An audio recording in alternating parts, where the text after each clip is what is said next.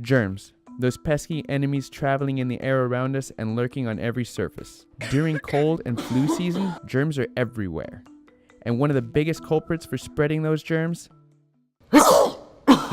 Sneezing. So what's the best way to cover your sneeze and not get everyone around you sick? Here in the depths of the Texas A&M Health Science Center newsroom, we decided to test it out. Using some wide open space, food coloring, and willing members of our production team, we found a way to demonstrate. We put on protective suits to keep the dye off our clothes, and we did everything we could to make ourselves sneeze. First up, the rude method. Ugh, did you see that?